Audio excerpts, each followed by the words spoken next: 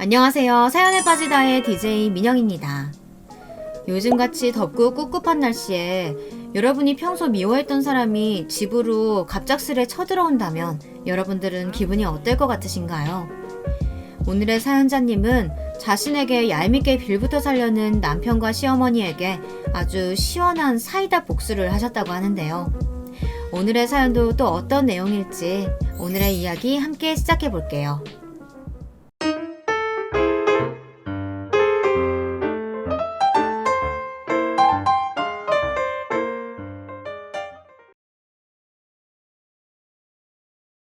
안녕하세요. 저는 아주 평범한 생활을 하고 있는 40대 중반의 여성입니다. 요즘 들어 밤마다 잠이 오지 않고 갑자기 몸에서 열이 확 나는 게 갱년기를 심하게 앓고 있습니다. 게다가 제 주변에 일어나는 일들이 제 화를 더욱 돋구고 있었거든요.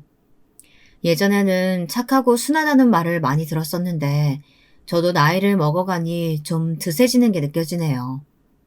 제 또래의 여성분들은 아마 고개를 끄덕이실 거라고 생각됩니다. 그런 복잡한 제 머릿속을 더 돌아버리게 하는 사건이 최근 일어났으니 여러분들에게 시원하게 고백하고 훨훨 자유로워지고 싶어서 이렇게 컴퓨터 앞에 앉게 되었습니다.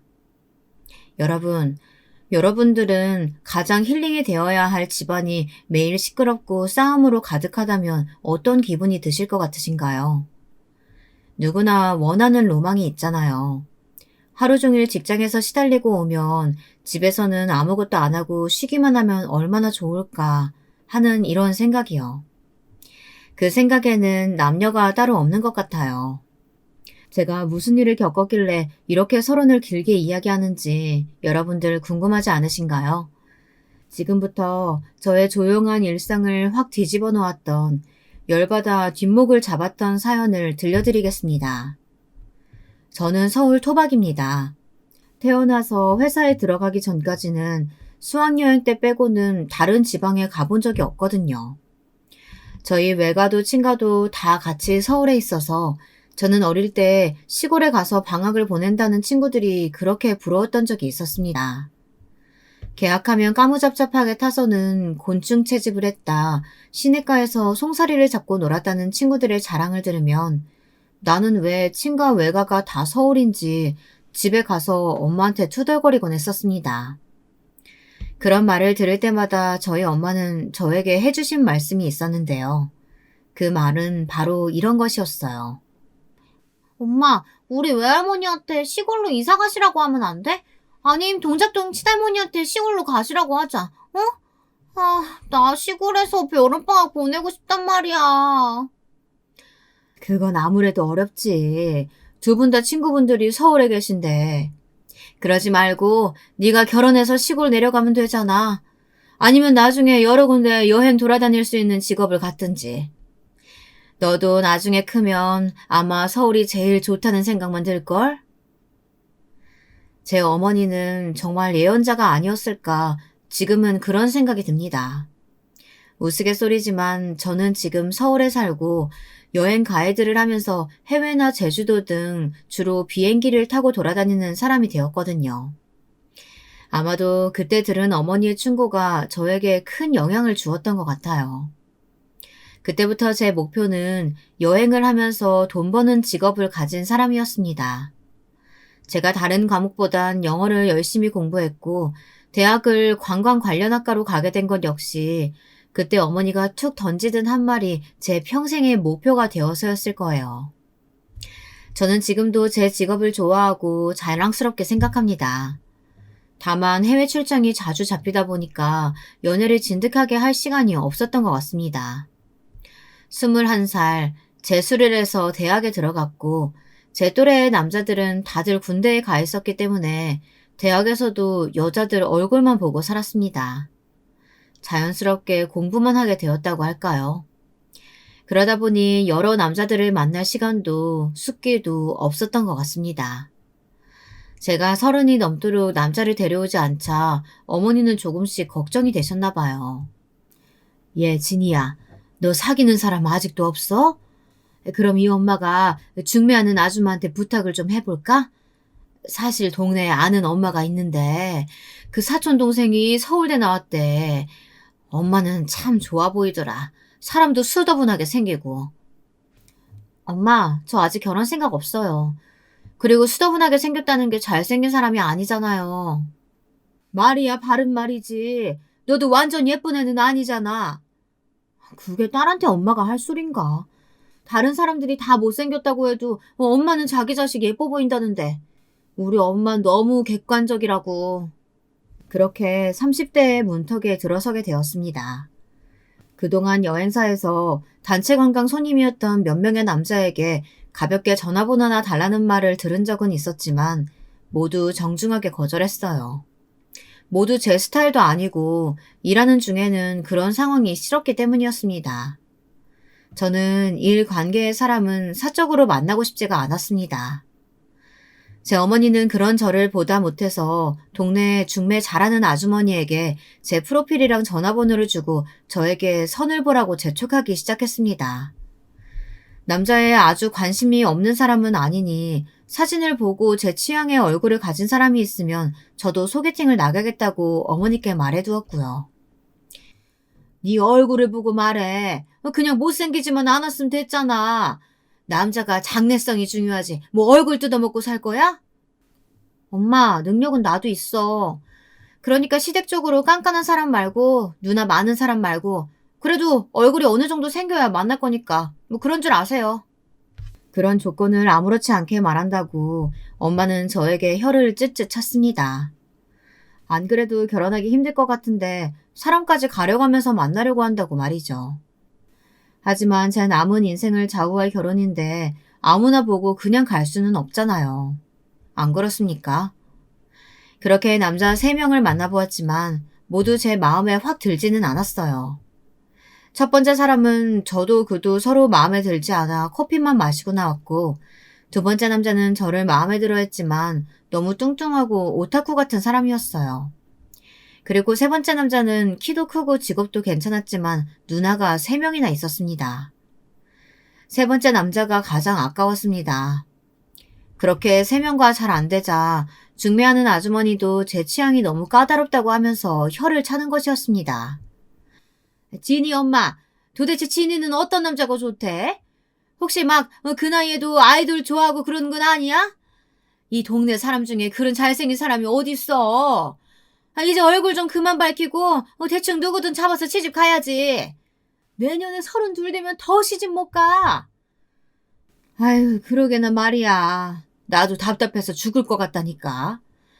저번에 세 번째 남자 말이야. 공무원이고 집안도 괜찮으니 좋더구만. 근데 누나가 3명이라고 안 간대.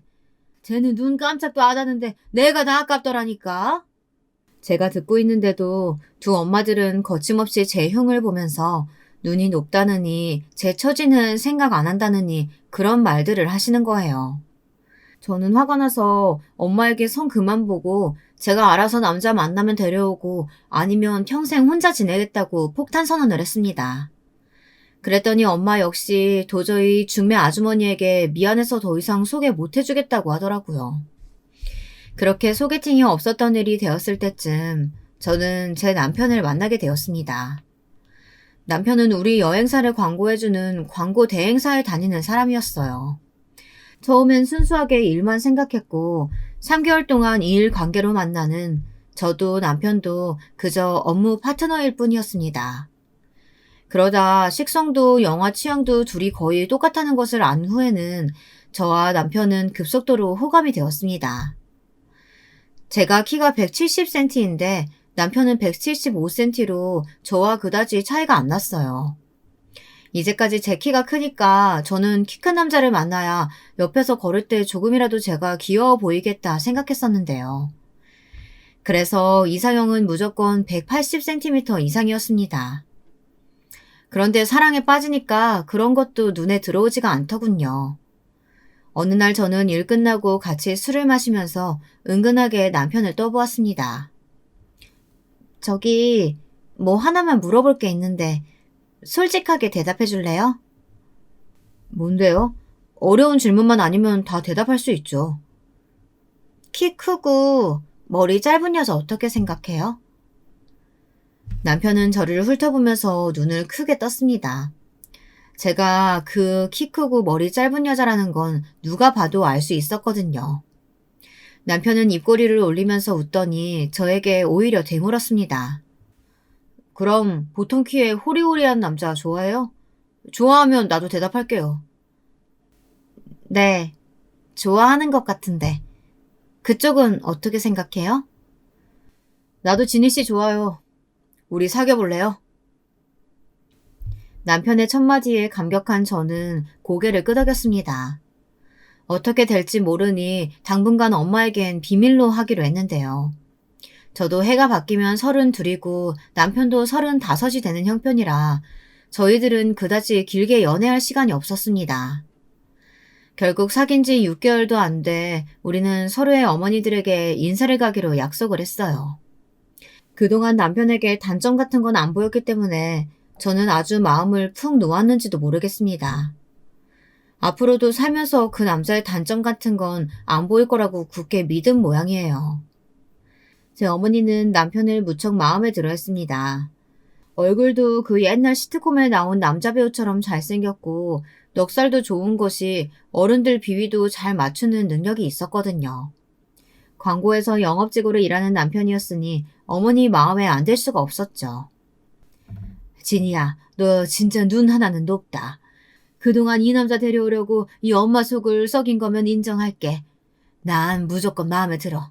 예, 올해 내로 결혼하자. 엄마, 아직 그 사람 어머니한테 나 인사도 안 갔어. 근데 어떡하지? 나도 그 사람 어머니한테 마음 들어야 될 텐데. 괜찮을까? 그럼 너 쌍꺼풀은 있으니까 인사 가기 전에 코 수술할래? 그 코만 좀만 더 높으면 너 완전 미인상이야. 요즘은 또 키 큰 여자도 괜찮잖아. 어머니의 권유에 저도 마음이 혹했습니다만 안타깝게도 시간이 그리 많지가 않았습니다. 지금 당장 수술을 한다고 해도 2주 안으로 붓기가 가라앉지 않을 게 뻔하니까요. 남편은 예비 시어머니에게만 잘 보이면 아버지는 무조건 찬성할 거라고 하면서 자기 집에서 제일 까다로운 사람은 어머니뿐이라고 했습니다. 그러면서 남편은 덧붙였어요. 자기는 다리가 예쁘니까 긴 다리를 돋보이게 해주는 옷을 입어봐. 검은색 정장 말이야. 그런 옷 입었을 때 난 자기가 제일 예뻐 보이더라고. 저는 남편의 말 맞다나 원피스 같은 하늘하늘한 옷이 전혀 없었어요. 그런 옷은 긴 머리에 청순한 이미지에나 어울리는데 저는 농구나 배구 선수 할 것 같은 느낌의 쇼커트한 머리였거든요. 난생 처음으로 남자친구 어머니에게 인사드리러 가는데 저라고 왜 안 꾸미고 싶었겠어요. 하지만 그 당시엔 여러 가지 여건이 되질 않았습니다. 그래도 예비 시어머니에게 잘 보이고 싶어서였는지 저는 미용실에 가서 메이크업을 받고 갈 만큼 긴장을 했습니다. 도저히 제가 혼자 화장해서는 견적이 안 나왔거든요. 그날은 일요일이었고 어머니를 만난 곳은 인사동에 있던 좀 오래된 전통 찻집이었습니다. 저는 한방차를 그다지 좋아하지 않아 커피를 시켰는데요.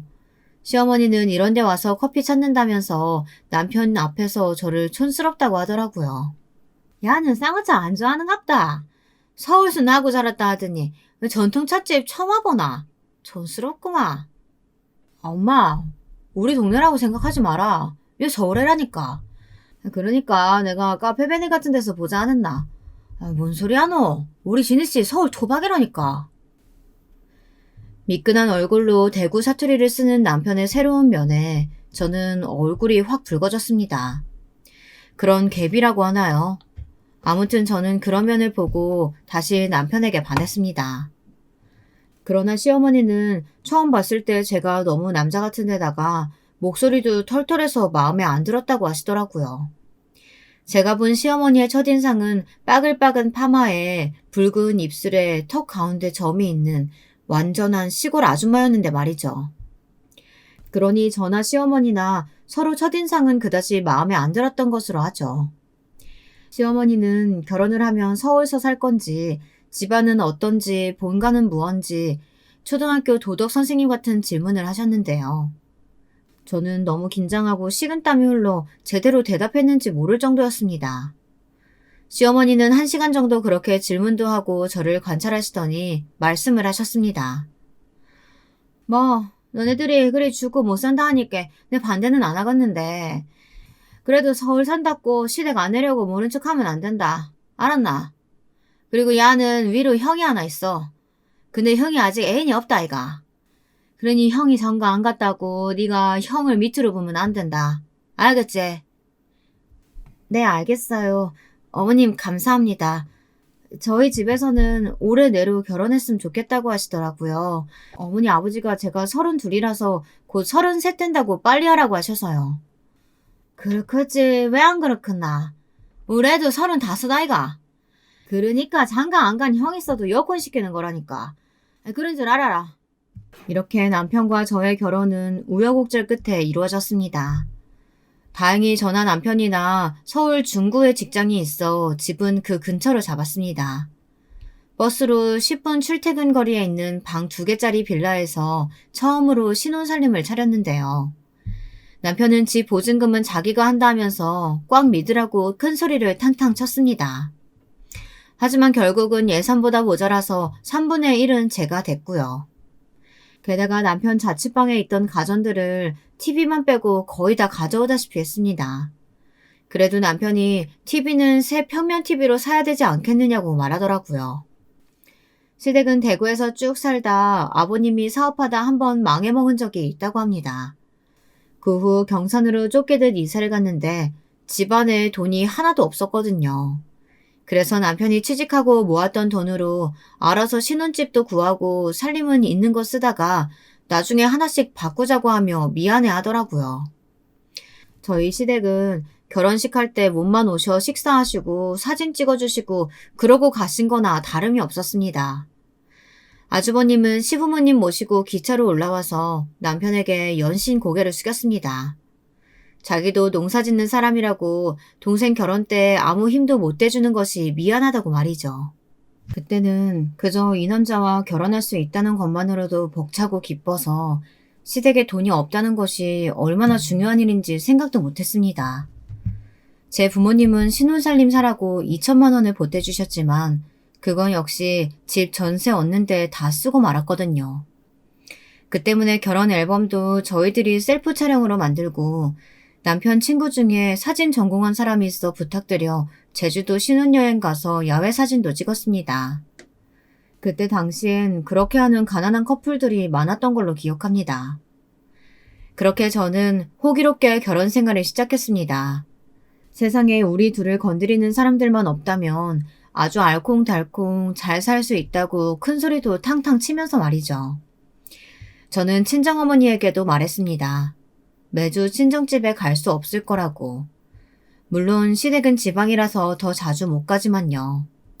아무래도 여행사 일은 주말이 더 바쁘니까요. 시어머니께도 제가 하는 일이 자주 출장을 가고 주말도 없는 일이라고 미리 말씀을 드렸습니다. 그때는 시어머니가 알겠다고 수긍을 해주셔서 저는 마음을 너무 놓았던 것 같습니다. 결혼을 하고 3개월이 지나자 시어머니는 슬슬 전화를 해서 저한테 언제 시골에 내려오는지를 물어보셨어요. 애기냐? 난데 다음 주에 시아버지 생신이다. 아무리 바빠도 다음 주 주말에는 경산 좀 내려와라. 알았나? 아, 어머니, 저도 내려가고 싶은데 제가 다음 주에 동남아로 가이드를 가야 돼서요. 죄송한데 남편 편에 선물 보내드릴게요. 정말 죄송해요. 너네 회사에 너밖에 일할 사람 없다 하더나. 아무리 바빠도 결혼하고 처음 맞는 시아버지 생신에 못 오겠다는 게 말이 되나?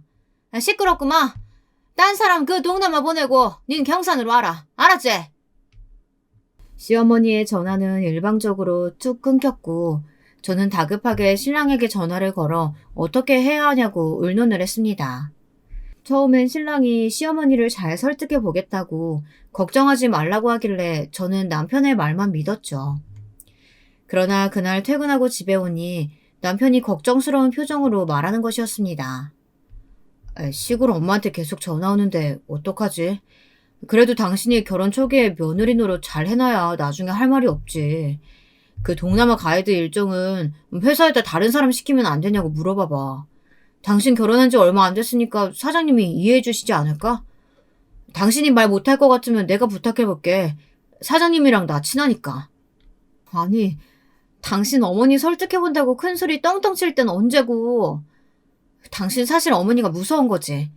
35이나 먹어가지고 어머니 말이라면 무조건 내내 하는 예스맨인 거 아니냐고. 난 당신이 이제까지 너무 좋기만 했는데 좀 실망이야. 남편은 제 말이 안 입곱게 생각됐는지 주먹을 쥐고 입술을 악 물었지만 아무 대답도 할 수가 없었나 봐요. 그 말이 전곡을 찌른 거나 마찬가지였을 테니까요. 저는 도저히 사장님께 말을 못하고 끙끙 앓고 있었는데 언제 만났는지 사장님이 제 남편이 부탁하더라고 하며 동남아 가이드 일정을 빼주더라고요. 그러면서 사장님은 싸늘하게 덧붙여 말했습니다. 진희씨, 내가 신혼 3개월 차에 시부모님한테 효도 좀 해야 한다고 하도 자기네 남편이 부탁을 해서 이번만 미쓰리한테 자기 대신 동남아 가라고 하는 거야. 다음엔 이런 일 없었으면 좋겠어. 효도도 좋지만 사회생활이 먼저 아니겠어? 결국에 저는 사장님에게 미안해서 죽을 것 같은 역적이 되고 가고 싶지 않은 시댁에 가게 되었습니다. 그날 가이드 일정이 없었더라면 저도 아버님 생신에 마음 편하게 가서 시키는 대로 음식도 하고 인사도 드리고 효도하고 오는데 아무런 반감도 없었을 테지만 결과적으로 어머니는 제 직장 생활을 무시하신 거나 마찬가지였습니다. 거기다 남편은 불을 붙인 꼴이었고요. 시아버지의 생신 전날 저는 결혼하고 두 번째로 시댁에 갔습니다. 저희 시댁은 시골에 있는 집이라 그때 당시만 해도 화장실이 집 밖에 있었거든요. 겨울에는 추워서 화장실에 가고 싶지 않을 정도였어요. 저는 시댁에 가보고 나서 시골집에 대한 낭만이 싹 사라져 버렸습니다. 너무 불편하고 좁고 여름에는 덥고 겨울에는 추운 시골집은 도저히 계속 살 수 있는 곳이 못 되었습니다. 저는 그런 시댁에서 며칠씩 자고 싶은 마음이 더더욱 없었어요. 하지만 저만 빼고 시댁 사람들은 그 집에 아무도 불평불만이 없었던 것 같아요. 남편은 하루 더 자고 가면 안 되겠냐, 내일이 월요일이 아니면 정말 계속 있고 싶다 말하면서 옆에서 보는 저를 불안하게 만들었습니다. 아, 내는 우리 엄마 밥이 세상에서 제일로 맛있다. 세상 어디 음식 먹어봐도 우리 엄마 반찬만 못하다 아이가. 아이고, 그랬나. 하모, 이 엄마가 손맛이 좀 있긴 하지. 안 그랬나? 애기 니도 맛있나? 아, 네, 맛있어요. 어머니 음식 솜씨 좋으시네요. 맛이 없지는 않았지만 눈에 확 띄게 맛있는 솜씨도 아니었습니다. 저는 서울 사람이라서 막 짜고 매운 입맛이 아니어서 그런지 시댁에서 밥을 먹고 오면 꼭 배탈이 났거든요. 게다가 시어머니는 먹던 것을 그대로 넣어 냉장고에 보관하시고 덜어서 먹는다는 개념이 없는 것 같았어요. 그저 그릇째로 어떨 때는 랩을 씌우는 것조차 잊어버리기도 하셔서 냉장고에서 말라붙은 반찬 찌꺼기 같은 것들이 많았습니다. 그걸 볼 때마다 저는 저절로 얼굴이 찌푸려지는 게 냉장고 정리를 해드리고 싶었지만 시댁 살림을 맘대로 건드리면 안 될 것 같아 꾹 참았습니다. 그리고 시어머니는 음식을 버리면 벌 받는다고 하시면서 뭐든 만들어 놓으면 끝까지 드셨어요. 오래돼서 곰팡이가 나도 그 곰팡이만 쓱 떠내고 다시 드시는 분이었습니다. 저랑은 여러 가지로 맞지 않는 사고방식이었습니다. 비위생적이기도 하고요. 그렇게 억지로 시아버지의 첫 번째 생신을 보내고 서울로 다시 돌아온 저는 다음부터는 회사 일이 먼저이니 그런 일이 있으면 저에게 맡겨달라고 남편에게 조심스럽게 이야기했습니다. 그랬더니 남편은 도리어 저에게 화를 내는 것이 아니겠어요? 아, 내가 당신이 직접 말하면 불편할 것 같아서 말도 못하고 있길래 사장님이랑 단판 지어서 해결해 준 거잖아. 그런데 고맙다고 말은 못할 망정. 뭐라고? 간섭하지 말라는 거 아니야. 결혼했으면 시댁 친정 이래도 상관을 하고 살아야지. 당신 혼자서 살던 세상 아니야. 이제는 서로의 집안에 대해서도 할 도리는 해야 한다고. 그래, 그 부분은 나도 알아. 서로 할 도리는 해야지. 하지만 미리 약속된 것도 아니고 회사 스케줄까지 빼가면서 꼭 참석해야 할 큰 행사였어? 환갑이나 칠순도 아니었고 그저 그냥 생신이었던 거잖아. 내 말이 틀려? 당신은 만약에 회사에서 출장 잡혔는데 우리 엄마가 생신이라고 오라고 한다면 기분이 어떻겠어? 당연히 출장 빼고 갈 정도로 효자야? 당연하지. 난 장모님도 부모님이니까 그렇게 했을 거야. 당신은 그렇게 안 했을 거라는 거 아니야. 와, 정말 당신 냉정한 사람이구나. 남편은 화를 버럭 내며 다른 방으로 들어가 문을 쾅 닫고 나오지 않았습니다. 3개월 만에 첫 부부싸움을 한 우리는 며칠간 냉랭한 채로 보냈습니다. 서로 얼굴을 마주치지도 안방에서 같이 자지도 않았습니다. 남편은 작은 방에서 바닥에 이불을 깔고 지냈고 저는 큰 침대를 혼자 차지하고 자는 게 아주 좋더라고요. 그렇게 일주일이 지나자 남편이 퇴근하고 오랜만에 외식이나 하자고 문자를 보냈습니다. 싸운 지 일주일이나 됐는데 이제는 화해해야 될 것 같아서 오늘 퇴근하고 밖에서 저녁 먹고 들어가자. 끝나고 당신네 회사 앞에서 기다릴게. 남편의 문자를 받고 저는 속이 좁지만 이겼다는 생각이 들더군요. 제가 잘못한 게 없는데 화를 먼저 낸 건 남편이고 저는 혼자 자는 것도 나쁘지 않았거든요. 작은 방에서 몸을 구겨 넣으며 작은 이불을 덮고 자던 남편이 그게 불편해서 이런 화해의 제스처를 보내온 게 아닌가 생각이 듭니다. 그날 강남의 패밀리 레스토랑에서 밥을 사준 남편은 이제 그만 안방으로 들어오고 싶다는 뜻을 내비쳤습니다. 제가 못 들어오게 막는 것도 아닌데 왜 그러는지 저는 이해가 안 됐지만 선선히 웃는 얼굴로 말했습니다. 그래, 당신이 나한테 소리 지른 것만 사과하면 그렇게 해. 내가 잘못한 건 없으니까. 그리고 내가 나가라고 등 떠민 것도 아니고 당신이 제 발로 나가서 작은 방에서 지냈잖아. 끝까지 자기 잘못은 하나도 없네. 소리 질렀던 건 미안해. 하지만 당신도 그런 냉정한 소리 한 건 사과해야 될 거 아니야. 저는 아무 말도 하지 않았습니다. 제가 잘못했다고 생각하지 않았으니까요. 남편은 저보고 독하다고 인정할 줄을 모른다고 뭐라고 하더니 먹던 것도 멈추고 먼저 계산을 하고 밖으로 나가버리더군요. 음식도 더 남았고 저는 아직 배가 고팠지만 어쩔 수 없이 급하게 남편을 따라 밖으로 나갔습니다. 그러나 남편은 그새 주차장에서 차를 빼더니 제가 기다리라고 소리를 지르는 것도 들은 척 안 하고 그대로 먼저 집으로 가버렸습니다. 저는 너무 약이 올라서 부들부들 떨면서 남편에게 전화를 했어요. 당신 빨리 이리로 다시 안 와? 나 안 데리러 오면 진짜 화낼 거야. 그렇게 혼자 잘났으면 택시 타고 집에 오면 되겠네. 내가 당신 택시기사야? 오라면 오고 가라면 가게? 알아서 와. 이 집안 사람들은 자기 할 말만 하고 전화를 끊어버리는 것이 다반사였습니다. 그날을 기점으로 저는 남편에게 아무런 기대도 사랑하는 감정도 없어져 버리고 말았습니다. 그냥 허울뿐인 껍데기만 부부로 살아왔던 것 같아요. 물론 그동안 좋았던 기억이 하나도 없었다고는 말은 못하겠지만 그걸 붙들면서 평생을 살고 싶지는 않았습니다. 언젠가 무슨 꼬투리가 하나라도 걸리면 이 사람과 이혼을 하고 자유를 찾고 싶다는 열망이 마음속에 점점 자리를 잡았습니다. 그러다가 결혼 1년 반 만에 첫 아이를 임신하게 되었습니다. 애를 낳기 2달 전까지 저는 여행사에서 계속 일을 하였고 여행 중기부터는 해외 출장을 가지 않도록 사장님이 스케줄을 조정해 주었습니다. 그러다 보니 저는 집에 오면 그대로 누워서 아무것도 못할 만큼 힘들고 몸도 퉁퉁 부었습니다. 남편은 처음엔 쓰레기 버리거나 설거지 등등을 도와주었지만 야근이 잦아지게 되자 저희 집은 점점 쓰레기 더미가 쌓여갔습니다. 저는 불안한 마음에 친정엄마에게 도와달라고 전화를 하게 되었습니다. 엄마, 남편이 집안일 못할 정도로 늦게 들어와. 나 몸이 너무 무거워서 그런데 우리 집에 와서 일 좀 도와줄 수 있어요? 그래, 알았다. 내일 아침 일찍 갈게. 진작에 얘기를 하지. 너 혹시 어디 아픈 거 아니니? 산부인과라도 한번 가보자. 내일은 월차라도 내. 친정엄마의 걱정 가득한 목소리에 전화를 끊고 나자 저는 눈에 눈물이 차올랐습니다. 이런 때에 집에 없는 남편에게 서운한 마음, 그리고 친정엄마에게 미안함에 서러운 마음이 파도처럼 밀려왔습니다. 저는 엉엉 소리내어 울다 목이 막혀 꺽꺽대고 결국은 화장실에 가서 울다 토하기까지 했습니다.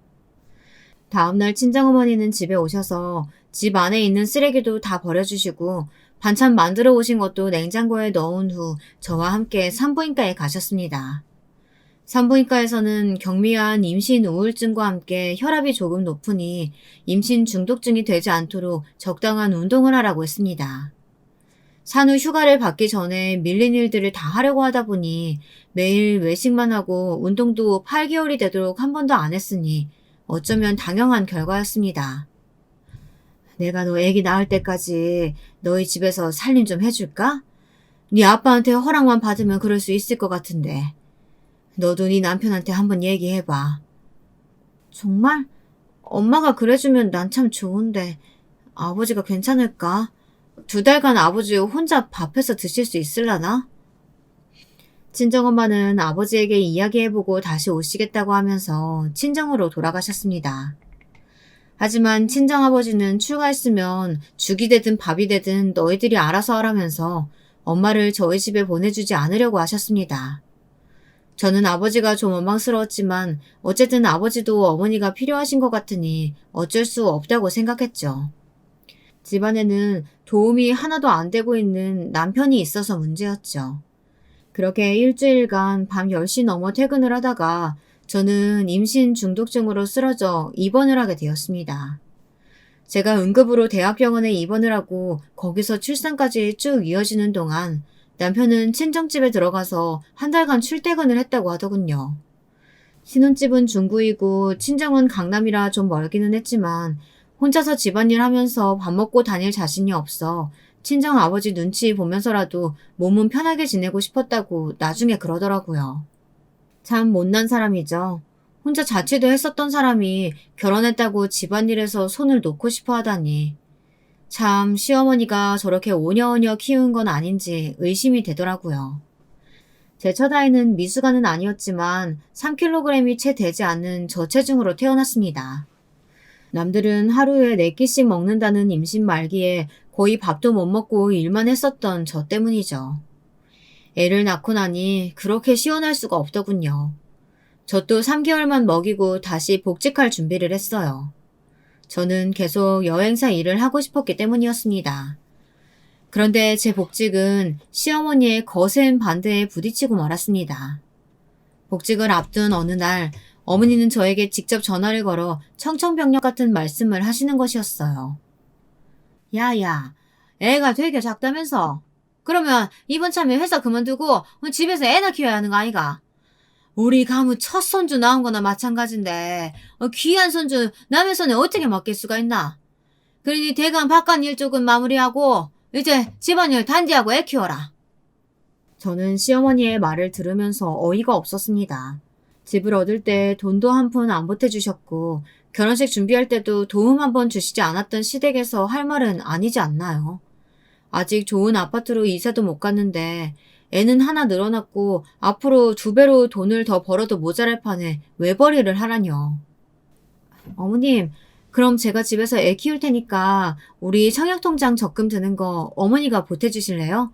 한 달에 20만 원씩 넣고 있는데 그 정도는 주실 수 있으시죠? 그리고 애 키우게 되면 돈이 얼마나 많이 드는데요. 남편 월급이 100만 원 이상 오르지 않으면 저는 집에서 애만 볼 수가 없어요. 그것도 최소한으로 말씀드린 거예요. 뭐라고? 아니 그럼 시골로 내려오면 되는 거 아이가? 이 동네에 얼마나 멀쩡한 빈집들이 많은데.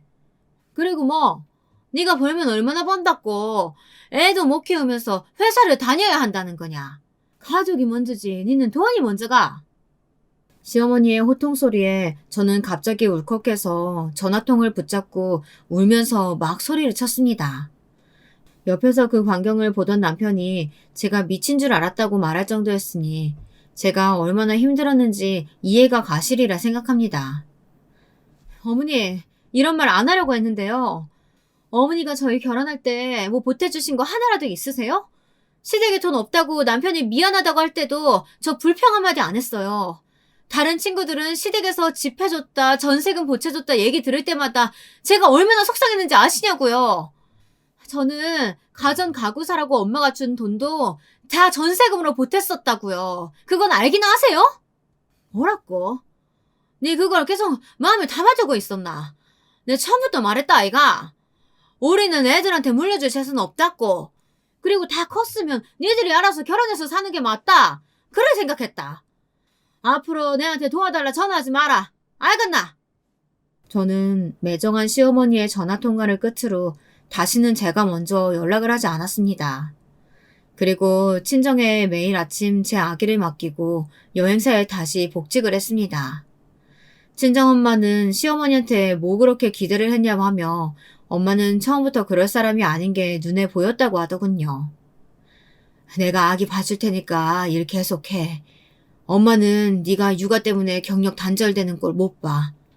이 엄마가 그렇게 살아서 그런지 집에서 아버지 눈치 보면서 아직도 돈 제대로 못 쓰고 다니고 너는 절대 그러지 마라.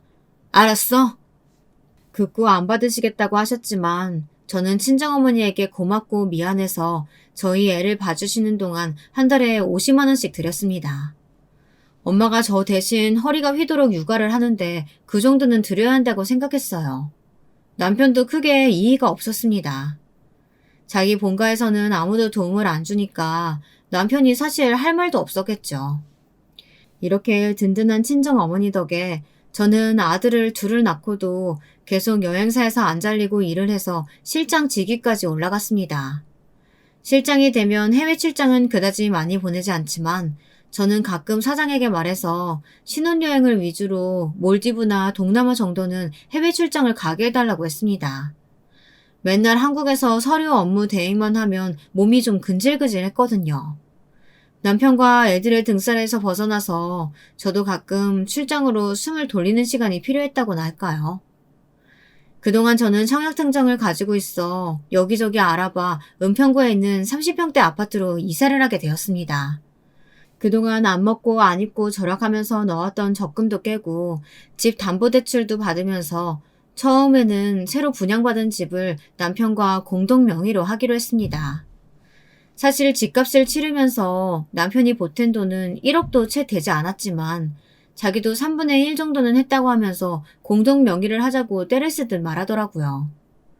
저는 일단 아무런 생각 없이 그 의견에 찬성을 했습니다. 그때는 남편과 헤어질 거라고는 생각도 하지 않았고 남편이 저 몰래 집을 담보로 사고를 칠 줄도 몰랐으니까요. 그러나 제가 남편을 공동 명의에서 빼고 제 집을 온전히 제 소유로 해야만 했던 기막힌 사건이 일어나고 말았는데요. 세상에 남편이 저 몰래 코인에 투자를 했는데 그때 집을 담보로 돈을 빌려 투자를 했다는 것입니다. 그런데 은행에서 집이 저와 공동 명의가 되어 있으니 처음엔 대출을 거절했고 남편이 그 이유를 물어보니 저와 함께 와야 한다고 했대요. 그래서 남편은 남편 회사에 저랑 나이와 이름이 비슷한 진이라는 직원의 도움을 받아 몰래 대출을 받을 수 있었다고 하더라고요. 나중에 알게 된 일이지만 저는 그 말을 듣고 너무 화가 났습니다. 여러분들은 이런 큰 사고를 친 남편과 같이 살 수 있으시겠어요? 제 남편은 저한테 그 사실을 들키니 정신없이 손을 모아 싹싹 빌었습니다. 여보, 미안해. 하지만 나도 돈 더 벌어보고 싶어서 그랬던 거지. 내가 그 코인이 망할 줄 어떻게 알았겠어. 제발 화풀고 나 좀 용서해줘. 나 당신이랑 이혼 못해. 우리 저 아들을 생각해서라도 나 좀 용서해주라. 도저히 이해가 안 된다. 돈을 불리려고 했대도 어떻게 나한테 말 한마디 상의도 없이 혼자서 사고를 쳐? 만약에 흑자가 돼서 벌었으면 나한테 말이나 했겠어? 자기 멋대로 쓰고 싶었을 거 아니야. 안 되겠어. 당장 이혼장을 쓰던지 이 집 명의 당신 명의 빼고 내 소유로 해야겠어. 앞으로 같이 사는데 또 이렇게 큰 사고 치게 놔둘 순 없잖아. 결국 남편은 제가 하자는 대로 다 해주고 겨우 이혼 소송을 면할 수 있었습니다. 그것은 각자 번 돈을 생활비 통장에 넣던 방식을 바꾸고 남편의 월급도 제가 전부 관리하여 한 달에 70만 원의 용돈만 받는 것으로 합의를 했습니다. 남편이 잘못한 걸 어쩌겠어요. 남편이 사고친 돈은 5천만 원이었고 그 돈을 다 갚기까지 월급 중 일정 부분을 차압당해야만 했습니다. 그렇게 3년이 흘렀습니다. 그동안 남편은 빚졌던 돈의 반 정도를 갚은 상황이었죠. 애들도 10살, 8살이 되어 육아에서도 어느 정도 자유로워지고 겉으로는 평온해 보이는 나날이었습니다. 하지만 제가 놀라고 당황해야 할 마지막 사건이 남아 있었습니다. 지금도 생각하면 치가 떨리는 일이었어요.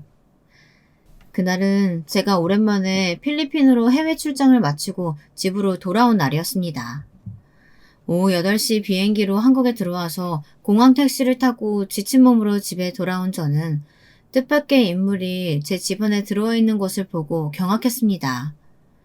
그녀는 안방을 떡하니 차지하고 제 남편과 함께 술을 마시며 웃고 있다가 저를 보더니 말했습니다. 혜민 왔나? 내 진작 말하려고 했는데 너 출장 가기 전에 나 이혼하고 집 나왔다. 그래서 갈 데 없어 이리로 왔다 아이가. 내 여기서 좀 살랐고 왔으니까 안방 나한테 주고 니는 애들 방 가서 자라. 네, 여러분들이 짐작하시는 대로 그 불청객은 바로 저의 시어머니였습니다.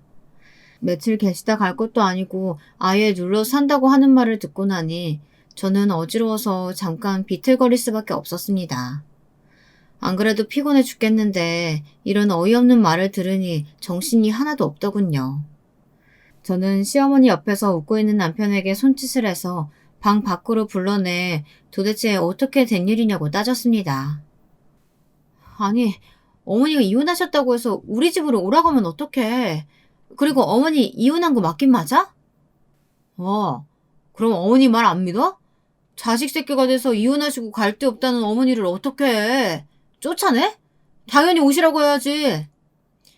나랑 애들 불편할 건 생각도 못해? 당신이야 시어머니가 불쌍하겠지. 하지만 나는 이런 일이 전혀 놀랍지 않아.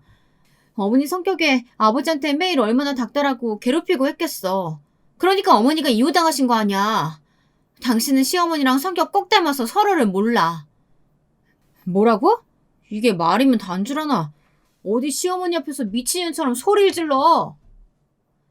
남편은 제가 소리를 바락 지르며 대들자 참지 못하고 제 뺨을 때렸습니다. 눈앞에서 불이 번쩍하더군요.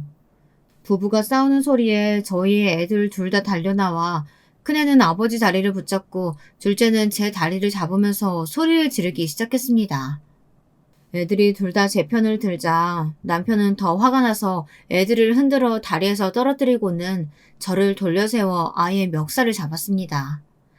애들이 주저앉아 엉엉 울기 시작하자 시어머니는 그제야 안방에서 나와 저한테 소리를 지르더라고요. 니는 이 노인네 불쌍하지도 않나? 내 밤중에 어디 가라고 이 집안에서 난리고 어디서 못 배워먹은 티를 내갖고 이 집은 우리 아들 거다. 그러니까 나가려면 네가 나가라. 애들도 시끄러워 꼴도 보기 싫다. 다 데리고 나가라. 이 집이 왜 당신 아들 거야? 이 집 명의 내 거니까 나가려면 당신들 모자가 나가. 당신 아들이 나 몰래 코인 투자해서 우리 집 말아먹을 뻔했던 건 알아? 저 인간이 말 안 했어? 그리고 이 집 처음부터 저 인간 혼자 명의도 아니었어. 공동 명의였다가 저 인간이 빚을 5천만 원이나 져서 뺏긴 거지. 이제는 이혼밖에 답 없어. 뭐라고? 그게 정말이야?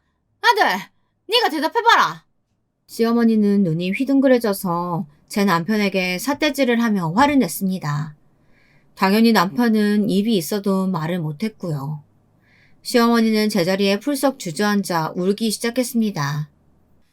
아이고, 남편 잃고 아들밖에 비빌 데 없어 왔더니 아들 새끼도 병신이었네. 어째 내 일이 발전을 기구하노?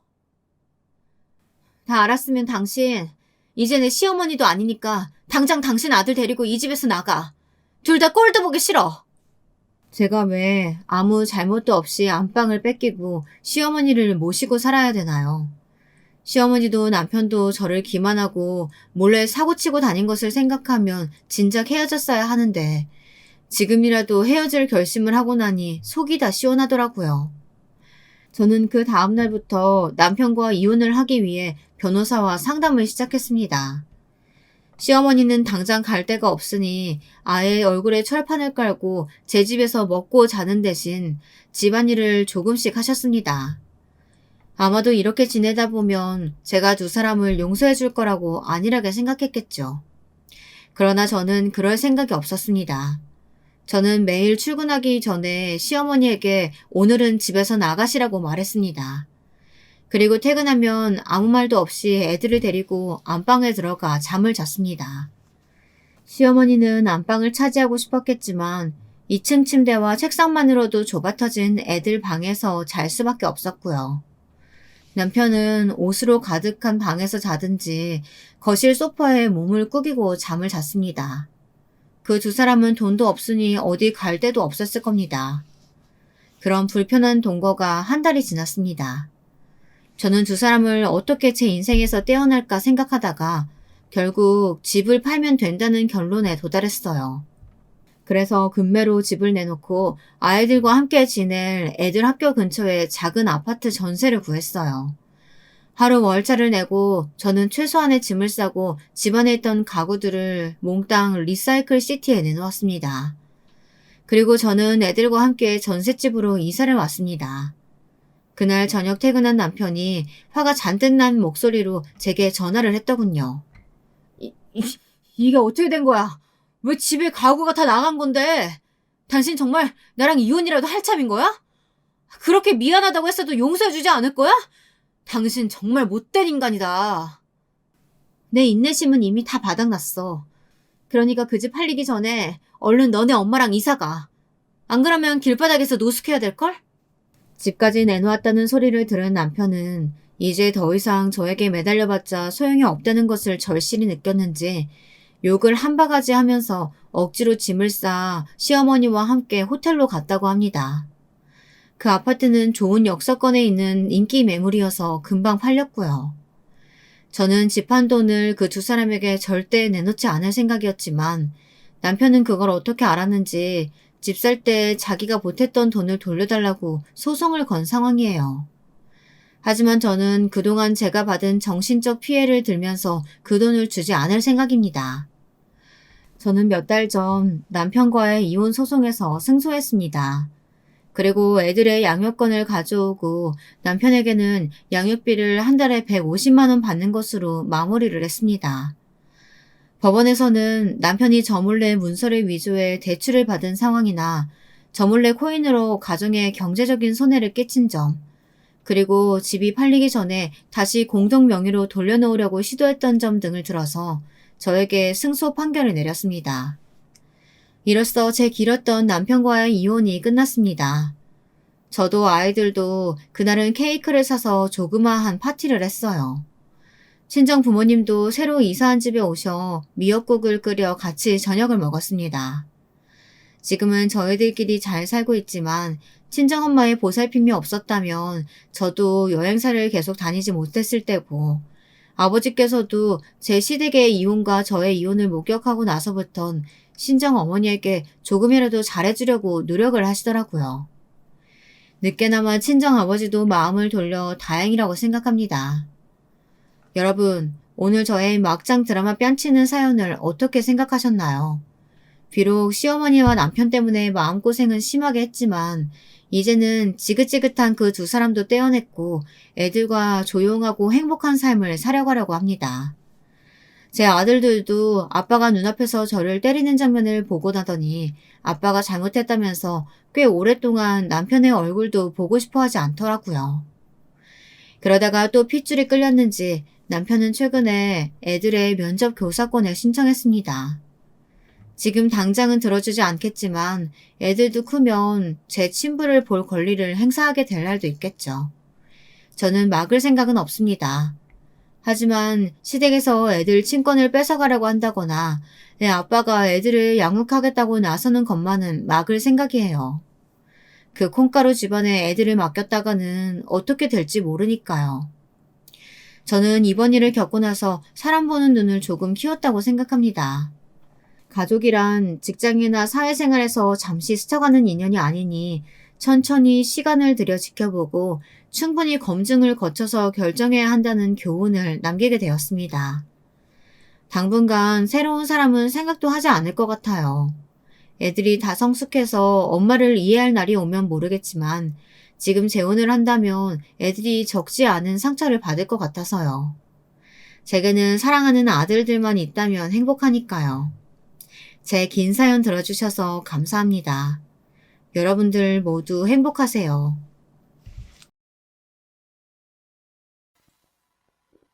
안녕하세요.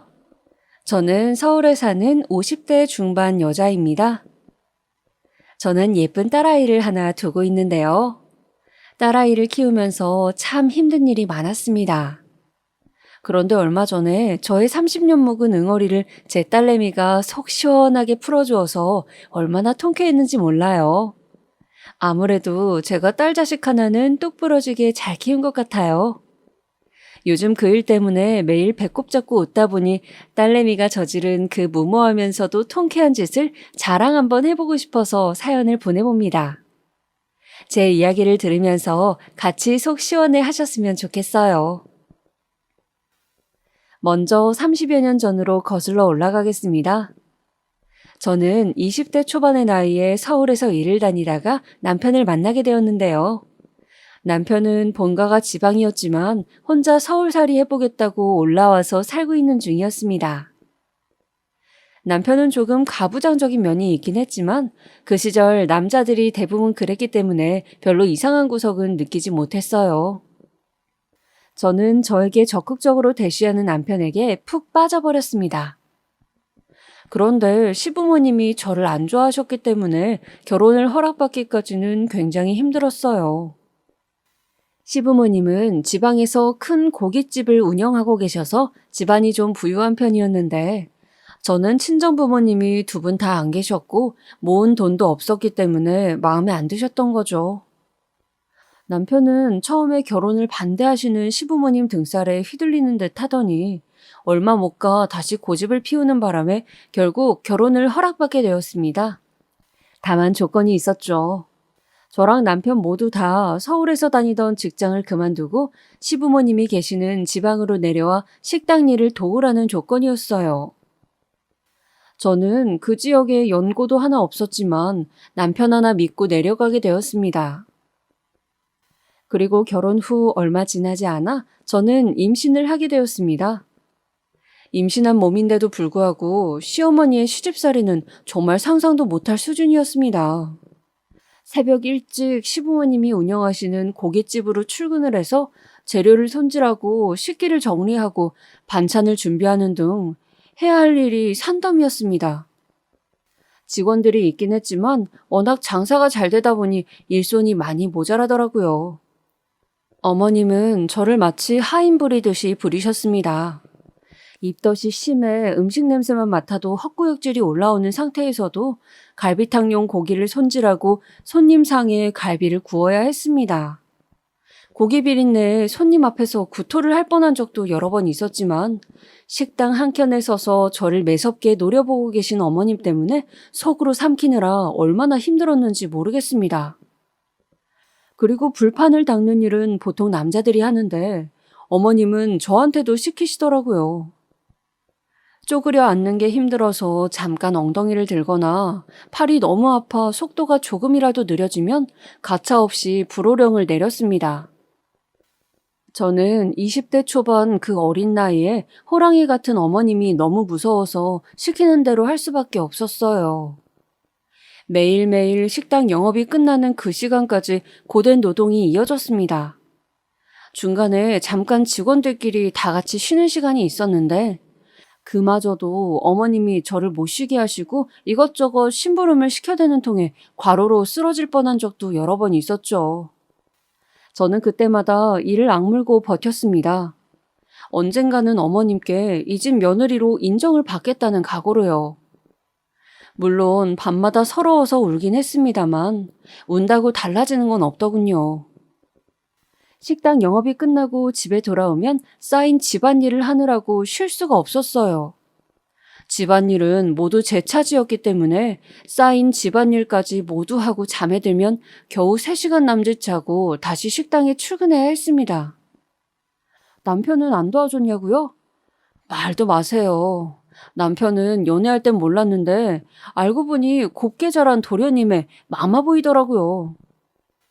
외동아들이라고 워낙 아끼는 탓에 손에 물 한 번 묻혀본 적 없었고 식당에서도 지배인이라면서 카운터에 서서 손님들한테 인사나 하고 계산이나 하는 쉬운 일만 했습니다.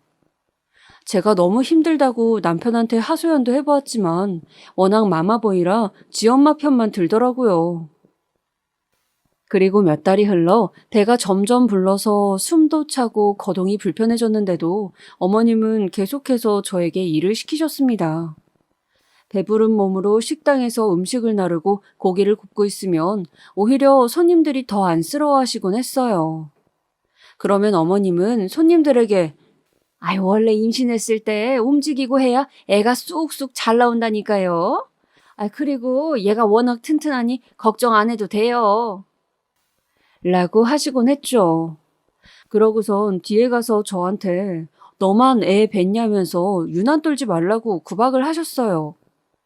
특히 제일 심하게 구박하셨던 건 아들 못 낳으면 쫓겨날 각오하라는 구박이었죠.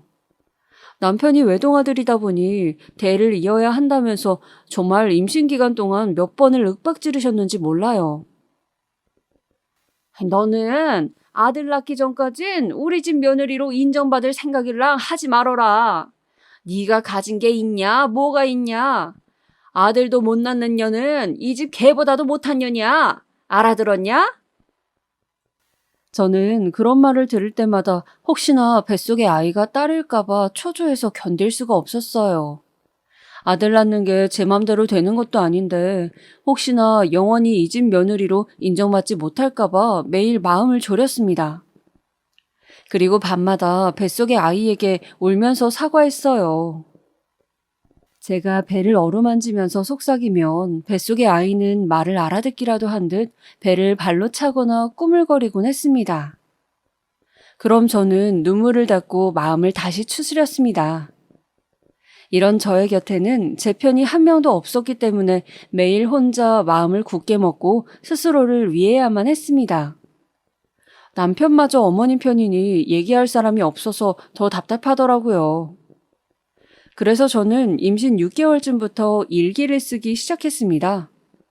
오늘 하루 동안 서러웠던 일, 힘들었던 일들을 일기장에 또박또박 적다 보면 하루 동안 쌓인 한이 제 마음속을 빠져나가 일기장에 차곡차곡 쌓이는 느낌이었습니다.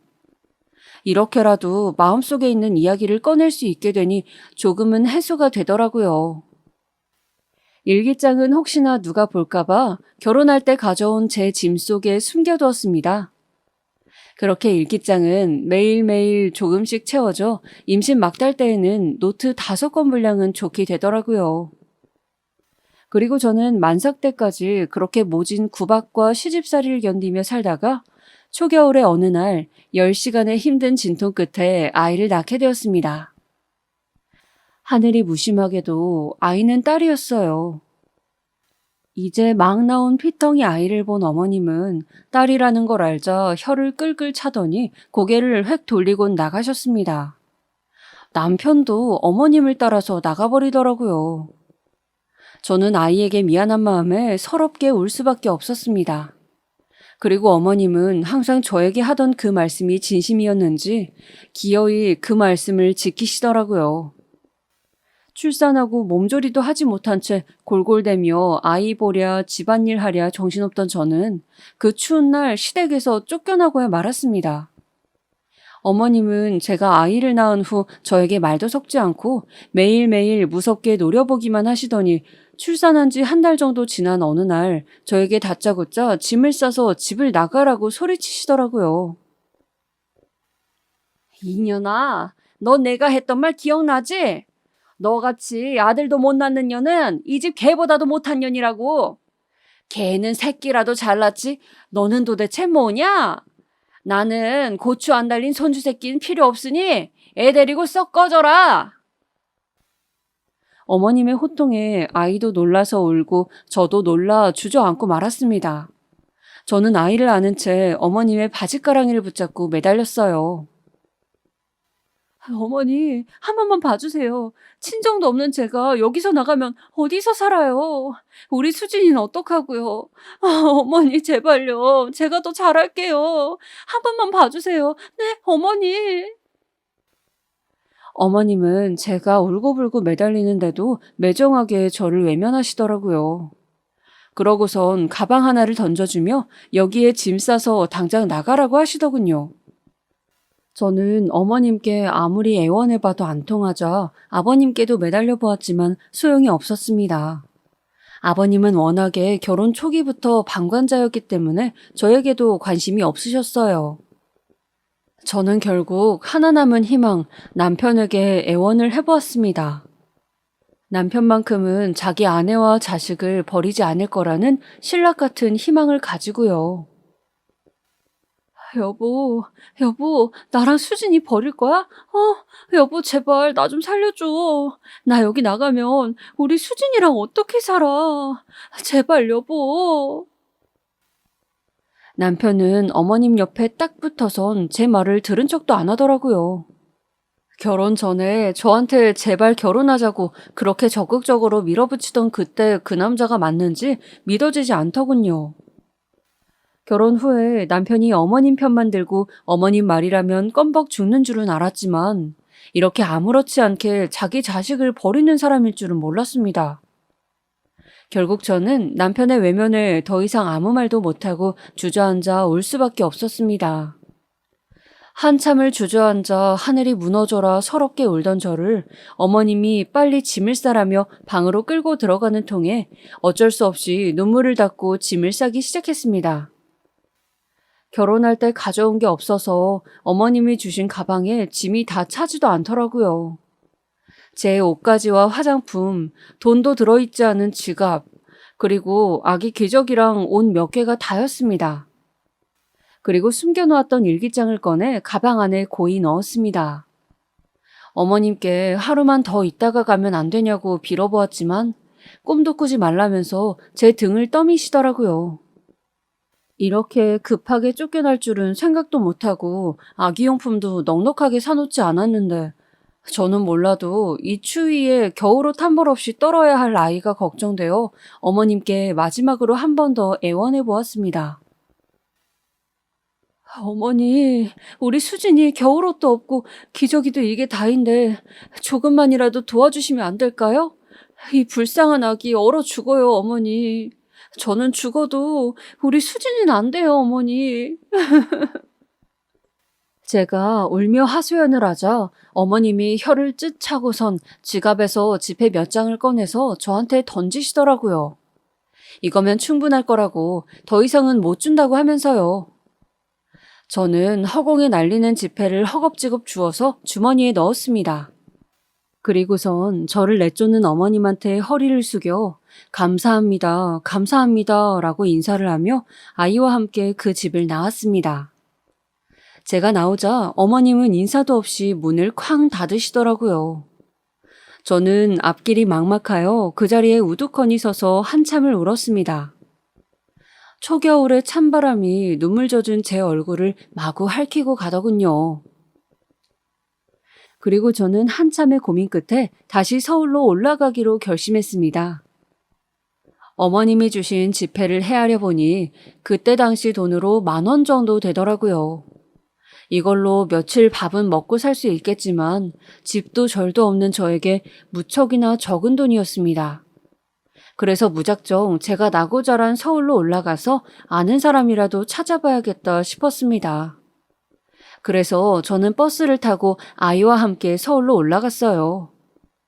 서울에 올라오는 버스에서 얼마나 울었는지 모르겠습니다. 서울에 도착할 때쯤 되자 눈이 퉁퉁 부어서 제대로 떠지지도 않더군요. 지나가는 사람들이 이상하게 쳐다봤지만 신경 쓸 겨를도 없었습니다. 그리고 저는 어릴 적 제가 살던 동네를 무작정 찾아갔습니다. 어릴 적 살던 동네에 도착한 후 아는 사람을 찾기 위해서 아이를 안고 정처 없이 돌아다녔습니다. 어릴 때 자주 가던 슈퍼, 학교, 놀이터 등등 아는 얼굴도 몇 명 만났지만 저의 처지를 안쓰럽게 생각해 돈 몇 푼 쥐어줄 뿐 실질적인 도움은 안 되더라고요. 그러다가 우연히 어릴 때 알던 친구를 만나게 되었습니다.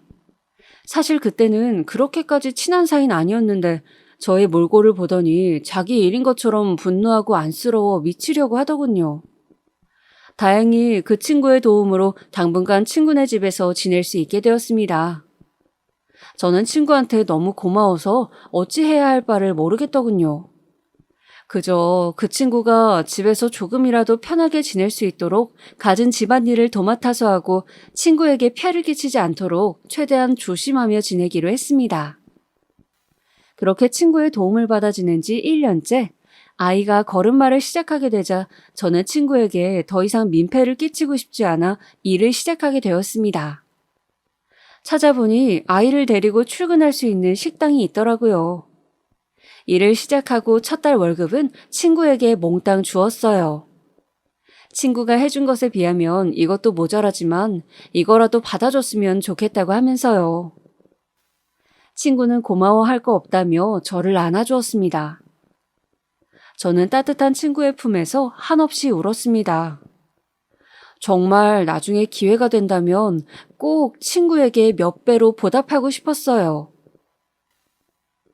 그리고 저는 일을 시작한 지 6개월째 되는 날 친구네 집을 나오게 되었습니다.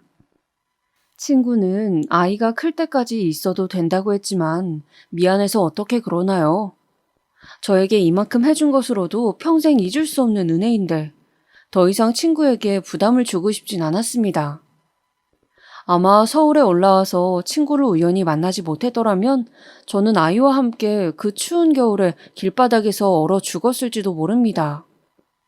저에게 친구는 저와 제 아이의 생명을 구원해준 구원자였어요. 제가 짐을 다 싸고 집을 나서려 하자 친구는 잠깐만 기다려보라며 방에서 짐을 한 보따리 가져와 저에게 건네주더니 이렇게 말하더군요. 갈 때 가더라도 수진이 사계절 옷은 넉넉하게 챙겨가. 앞으로 애 키우랴 일하랴 이런 거 사러 갈 시간도 없을 텐데. 내가 수진이 내 후년까지 입을 수 있게 사이즈별로 담아놨으니까 예쁘게 입혀. 심심하면 우리 집에 가끔 놀러 오기도 하고. 나가서 또 나한테 미안하답시고 연락 끊으면 안 된다? 저는 친구의 마음에 가슴이 따뜻해지는 것을 느꼈습니다. 의지할 곳 하나 없는 저에게 힘이 되어주고 제 편이 되어주는 친구가 너무 고마웠습니다. 그렇게 저는 친구와 마지막 인사를 한 후 집을 나섰어요. 저는 6개월 동안 번 돈으로 월세방을 얻어서 거기서 새로운 생활을 시작했습니다. 친구네 집에서 생활비 부담 없이 살았던 덕에 가능한 일이었어요. 그리고 저는 딸아이를 위해서 매일매일 열심히 살았습니다. 월급은 정말 최소한의 돈만 쓰고 나머지를 전부 다 저축했어요. 저보다도 아이 물건 사는데 돈이 많이 필요했는데 친구가 싸준 아이 옷이 정말 도움이 많이 되었습니다. 친구네 집에는 놀러 가지 못했지만 가끔 통화도 하고 여전히 친하게 지냈어요. 얼마 지나지 않아 친구가 결혼을 하게 되어 아이를 데리고 결혼식도 다녀왔답니다. 저는 새하얀 드레스를 입고 환하게 웃고 있는 친구를 보며 친구가 누구보다도 행복하게 살기를 기도했습니다. 그리고 몇 년이 흘러 아이가 유치원에 갈 나이가 되었어요. 가끔 아이가 아빠는 어디 있냐고 물어봤지만 전 남편 사진 한 장 가지고 있는 게 없어 아빠가 누구라고 얘기해 줄 수도 없더라고요. 그냥 아빠는 할머니 일하는 거 도와줘야 돼서 우리랑 따로 사는 거야. 라고만 이야기했습니다. 아이는 아빠의 얼굴도 몰라서 그런지 아빠를 보고 싶어 하지도 않더라고요. 저는 아이가 좀 더 크고 이해할 수 있는 나이가 되면 그때 엄마랑 아빠랑 이혼했다는 사실을 알려주기로 했습니다. 왜 이혼했냐고 물어보면 뭐라고 대답을 해야 할까 고민을 해봤는데 아무래도 사실대로 얘기하는 것보단 그냥 성격 차이라고 대답해야겠다고 생각했어요. 한겨울에 갓난아기였던 자신을 내쫓았다는 사실을 알게 되면 아이가 충격을 받고 마음의 상처를 입을까봐 걱정이 되어서요. 굳이 안 좋은 얘기는 꺼내지 말아야겠다고 생각했습니다. 유치원에 간 딸아이는 또래 애들보다 똘똘했습니다. 한글과 숫자도 또래 아이들보다 빨리 떼고 자기가 하고 싶은 말을 올바른 문장으로 얘기할 줄 아는 똑똑한 아이였어요. 그리고 주변에서 아역 배우 시켜야 되는 거 아니냐고 할 정도로 얼굴이 예쁘장했죠. 사실 자랑하는 건 아니지만 제가 학창시절에 남학생들한테 인기가 많았거든요. 그래서 어머님 말씀이 법인 줄 아는 마마보이 전 남편도 저와 결혼하겠다고 어머님한테 그 고집을 부린 거겠죠. 아무튼 또래보다 똑똑하고 예쁘장한 아이여서 그런지 주변 사람들의 주목을 자꾸 받게 되더라고요. 영재 학교에 보내야 되는 거 아니냐, 배우 데뷔시켜라 등등 주변에서 좋게 봐주시는 건 정말 감사했지만 혼자 벌어먹고 사는 제 처지에 딸아이한테 해줄 수 있는 게 없어서 안쓰러운 마음만 커져갔습니다. 자식한테 해줄 수 있는 건 다 해주고 싶은 게 부모 마음 아니겠습니까? 그런데 보잘것없는 제 능력으로는 나중에 학원을 하나 보내기도 힘든 상황이었어요. 부잣집에서 살았으면 특별한 아이로 자랐을지 모르는 우리 아이는 제 밑에서 크는 바람에 평범한 학교를 다니며 평범한 삶을 살게 되었어요. 그래도 성격이 활발하여 친구 관계에도 문제가 없고 학교 다니는 것도 재미있어 하더라고요. 저는 아이가 학교에 들어가서 손을 조금 덜 타게 되니 일을 늘려야겠다고 생각했습니다. 나중에 대학도 보내고 결혼도 시키려면 한 살이라도 젊을 때 열심히 벌어놔야죠. 그래서 저는 평일에는 식당 일을, 그리고는 주말에는 백화점에서 아르바이트를 했습니다. 아이가 혼자서 밥도 잘 차려 먹고 뭐든지 혼자서 척척 해내는 아이라서 다행이었어요. 그런데 아이가 10살쯤이던 어느 주말, 백화점 아르바이트가 끝난 후 집에 돌아와 보니 집안에 불이 다 꺼져 있더라고요. 저는 아이가 자는 줄 알고 방에 들어가 봤더니 아이가 불 꺼진 방 한 구석에 쪼그려 앉아 울고 있는 게 아니겠어요? 저는 너무 놀라 아이에게 달려갔습니다. 제가 수진아 하고 부르며 달려가자 고개를 파묻고 울던 아이가 퉁퉁 부은 눈으로 저를 올려다봤습니다. 저는 어디 다치기라도 했는지 걱정이 되어 딸아이의 몸을 여기저기 살펴보았지만 딱히 다친 곳은 없더라고요. 제가 왜 그러냐고, 무슨 일 있냐고 아이를 붙잡고 물어보자 아이는 침대 밑에서 무언가를 스르르 꺼내더군요. 그걸 본 저는 가슴이 철렁 내려앉았습니다. 아이가 꺼낸 것은 바로 저의 일기장이 들어있는 상자였어요. 상자 하나를 가득 채울 정도로 잔뜩 있는 제 일기장은 저의 지난 10년의 세월이 담긴 기록이었습니다. 시댁에서 구박받던 이야기부터 시작해서 한겨울에 시댁에서 쫓겨난 이야기, 그리고 친구를 만나 신세를 지게 되고 딸아이와 방을 구해 새로운 생활을 시작한 이야기까지 저의 모든 이야기가 그곳에 담겨져 있었습니다. 딸아이는 저에게 칭찬받고 싶어서 제가 퇴근하기 전 집을 구석구석 청소하던 중 제 일기장이 들어있는 상자를 발견했다고 해요. 첫 번째 일기장을 펼치자마자 눈에 들어온 할머니의 충격적인 만행 때문에 도저히 일기장을 손에서 뗄 수가 없었다고 합니다. 그동안 자기는 왜 아빠가 없을까 궁금해했던 적이 여러 번 있었는데 이 일기장을 보자 아빠가 없어서 다행이라는 생각이 들었다고 하더라고요. 딸은 울면서 저를 와락 안더니 제 귀에 대고 속삭였습니다. 엄마, 할머니랑 아빠는 정말 나쁜 사람이야. 내가 커서 꼭 엄마 복수해줄게. 저는 아이의 말에 깜짝 놀라 너 그런 말은 어디서 배웠느냐고, 그런 나쁜 말 하면 안 된다고 다그쳤습니다. 그런데 아이는 눈에 힘을 주고 씩씩대면서 말하더군요. 나쁜 사람한테는 나쁜 말 해도 돼. 내가 나중에 돈 많이 벌어서 엄마 호강시켜주고 할머니한테는 꼭 복수할 거야. 내가 꼭 약속할게, 엄마. 저는 아이가 얼마나 충격을 받았으면 지 아빠랑 할머니한테 복수한다는 말까지 할까 싶어 가슴이 미어졌습니다. 그리고 아이를 안고 등을 토닥이며 달랬습니다. 아니야, 수진아. 엄마는 복수 같은 거 필요 없어. 엄마는 수진이만 있으면 행복해. 제 말을 들은 아이는 제품에서 한참이나 서럽게 울더라고요. 저도 눈에서 눈물이 흐르는 것을 막을 수 없었습니다. 그리고 그 일이 있은 후 제 딸은 갑자기 나이에 비해 철이 확 들어버렸어요. 아직 10살밖에 안 된 아이인데 가끔 딸과 대화를 하다 보면 어른과 대화하는 느낌이 들 때가 종종 있었습니다.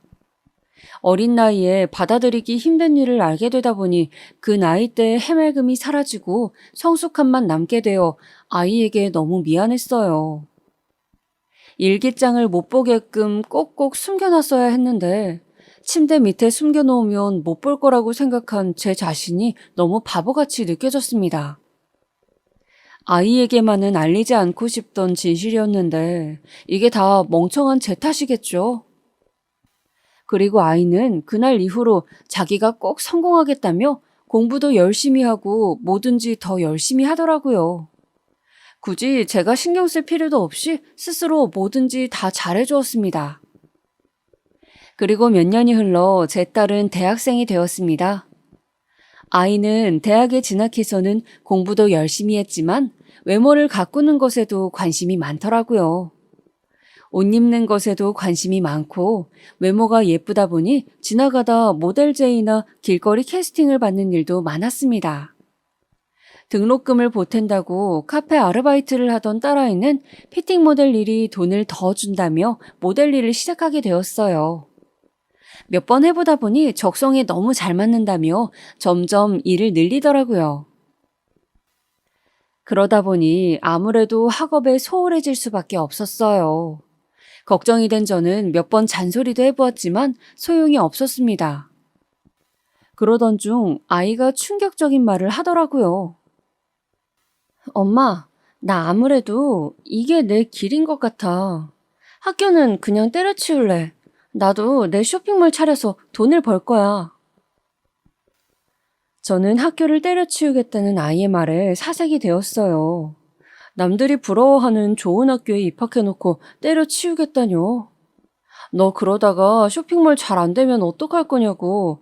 그래도 대학 졸업장은 있어야 취업할 거 아니냐고 다그쳐보았지만 딸아이의 고집이 어마어마하더라고요.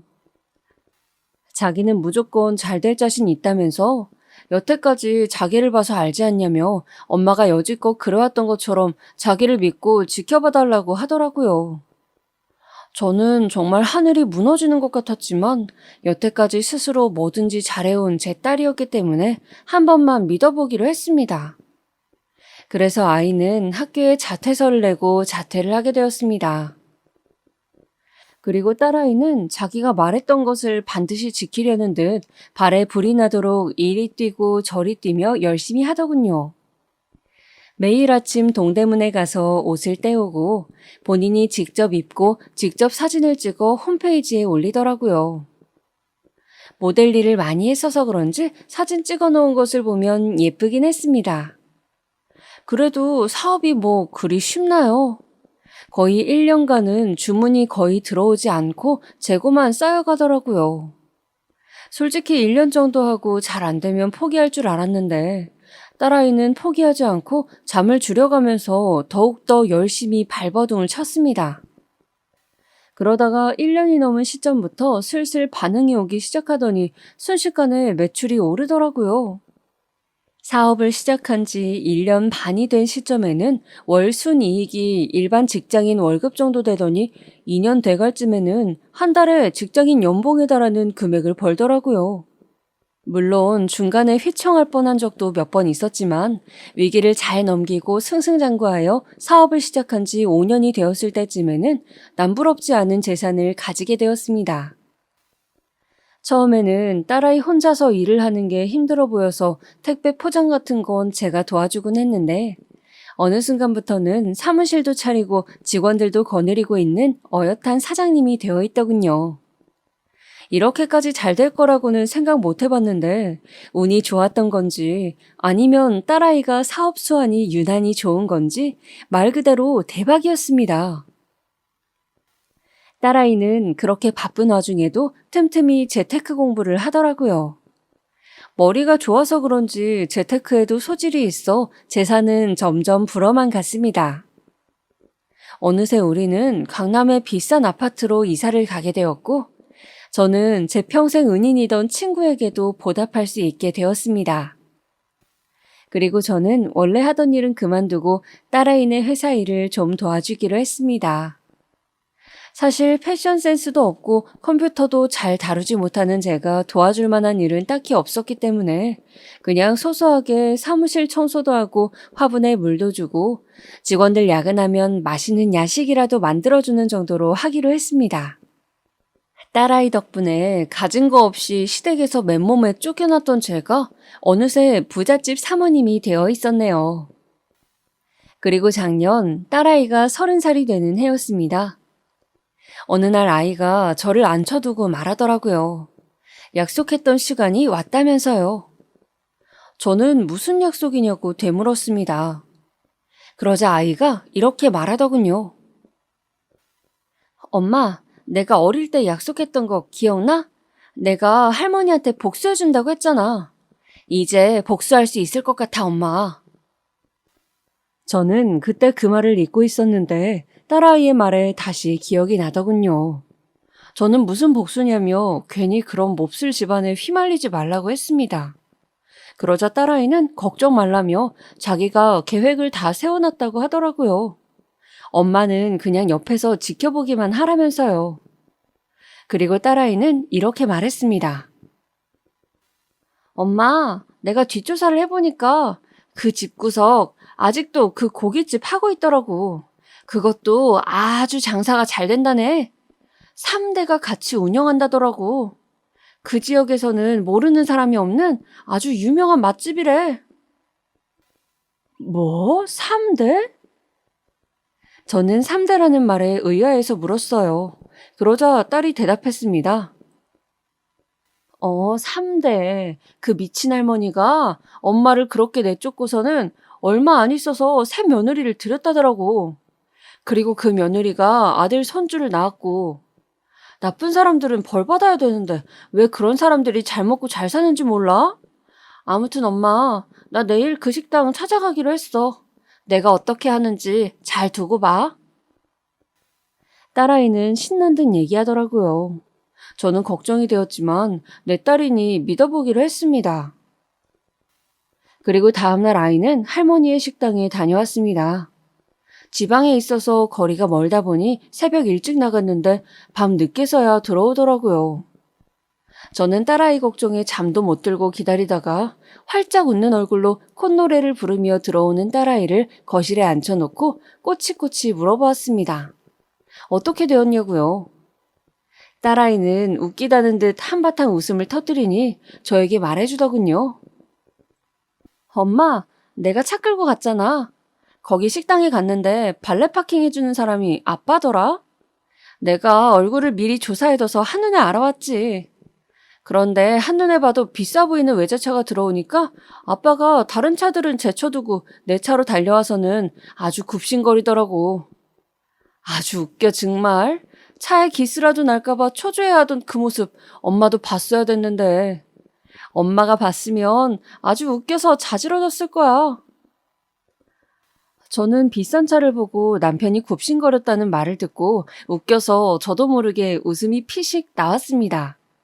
그러자 딸아이는 뒷얘기도 마저 하더군요. 그리고 내가 식당에 들어가서 다짜고짜 사장님 좀 뵙자고 했지. 솔직히 직원들이 안 된다고 할 줄 알았는데 내 차림새 보더니 안절부절하면서 바로 할머니를 데려오더라고. 내가 일부러 나 부자요 하는 느낌으로다가 입고 갔는데 그게 효과가 있었나 봐. 그리고 할머니가 나왔는데 날 알아보지 못하고 방으로 가자고 하더라고. 그리고 이어진 딸의 얘기에 따르면 방에서 할머니에게 내가 할머니 손녀딸이라고 밝히자 처음엔 믿질 않았다고 하더라고요. 거지처럼 살고 있을 줄 알았던 손녀딸이 부티를 폴폴 풍기면서 나타나자 당연히 믿을 수 없었겠죠. 그래서 딸이 주민등록증상의 생년월일과 어릴 적 사진을 보여주자 그제서야 본인 아들과 닮았다며 믿는 눈치였다고 하네요.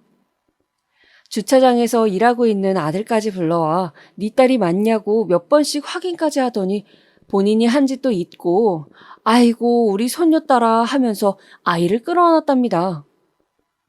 아마 초라한 행색으로 갔으면 나는 너 같은 손녀딸 둔 적 없다면서 내쳤을 테죠. 딸아이는 할머니와 아빠가 너무 보고 싶었다면서 반가워하는 연기를 했다고 해요. 어릴 적부터 엄마랑 둘이 살면서 아빠와 할머니, 할아버지가 너무 궁금하고 보고 싶었다면서요. 멍청한 그 집 식구들은 그 말을 철석같이 믿었다네요. 참 우습지 않나요? 본인들이 버린 손녀딸이 본인들을 보고 싶어 할 거라고 생각한다는 게요. 그리고 그날 이후 딸아이는 바쁜 일도 제쳐두고 일주일에 2번씩 할머니의 식당을 찾아갔습니다. 보고 싶었던 가족들을 오랜만에 만난 눈물겨운 사연의 주인공인 척 하면서요. 그러면서 할머니와 아빠에게 은근슬쩍 이런 말을 흘렸다고 합니다. 할머니랑 아빠를 30년 동안 얼마나 보고 싶었는지 몰라요.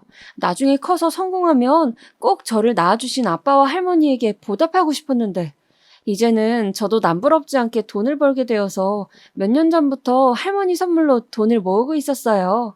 이제 조금만 더 모으면 제가 목표한 금액이 달성되니 조금만 기다려주세요, 할머니. 그 집 식구들은 처음에는 의심하는 듯 하더니 딸아이가 매주 찾아오고 할머니 어깨도 주물러 드리면서 잘해드리자 정말로 자신들을 좋아하는 줄 착각하더래요. 그리고 딸아이가 일부러 그 집 식구들 앞에서 사업 관련 전화, 부동산 관련 전화들을 받는 척 하기도 하고 일부러 자기가 가진 건물 사진도 보여주는 등 돈 많은 티를 팍팍 냈더니 아주 딸아이한테 잘 보이려고 용을 쓴다고 하더라고요. 아마도 저렇게 건물도 몇 채나 가지고 있는 딸아이가 몇 년째 모으고 있는 돈이라고 하니 어마무시한 금액이라고 생각하고 있는 거겠죠. 하루는 딸아이가 할머니가 집에 가서 먹으라며 소갈비를 잔뜩 싸줬다고 저한테 가져오길래 그 집구석에서 만든 건 절대 안 먹는다고 그대로 쓰레기통에 직행한 적도 있었네요. 딸아이는 거의 몇 달에 걸쳐서 그 집에 드나들면서 할머니와 아빠의 신뢰를 완벽하게 얻어냈습니다. 도대체 무슨 짓을 하려고 싫어하는 사람들한테 저렇게 아양 떨어가며 그 오랜 시간을 공을 들였는지 너무 궁금했어요. 궁금증을 못 참고 딸아이에게 물어보자 믿을 수 없는 이야기를 하더군요. 알고 보니 제 딸이 그 집 식구들을 그렇게 공을 들여 구워 삶은 건 다 이유가 있더라고요. 정확한 금액은 이야기하지 않고 마치 큰 재산을 줄 것처럼 기대감을 높여놓은 다음에 그 인간들이 가지고 있는 것들을 하나씩 내려놓게 했답니다. 할머니한테는 식당 일 하시는 거 힘들어 보이시는데 연세도 있고 쉬시는 게 좋지 않겠냐는 식으로 구슬렸다네요. 그 할망구는 손녀딸이 그렇게 얘기하자 자기한테 준다던 그 돈으로 편하게 먹고 살라는 뜻인 줄로 지레짐작하여 식당을 처분하고 있다고 하고요.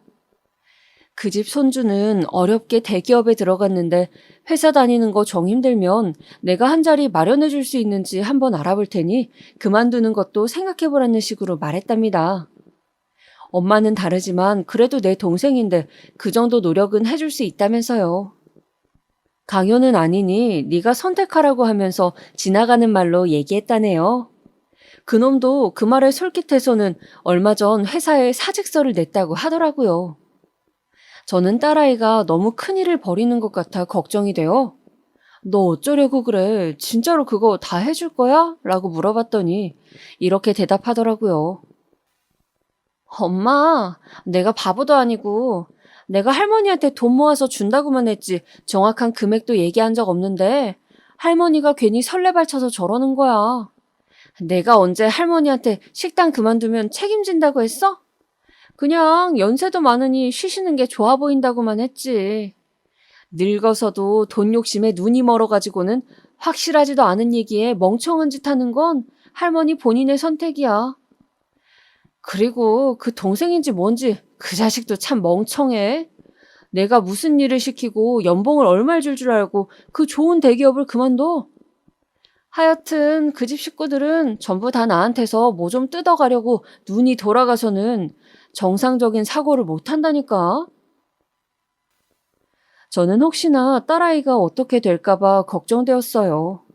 하지만 딸아이는 혹시나 자기가 무슨 일이 생기더라도 엄마의 복수를 위해서는 감당할 수 있으니 걱정 말라고 하더라고요. 돈은 차고 넘치게 있으니 벌금을 내라면 내고 징역 살라면 몇 년 살 각오는 되어 있다고요. 그리고 우리나라 최고의 변호사를 선임해서 이길 자신이 있다면서요.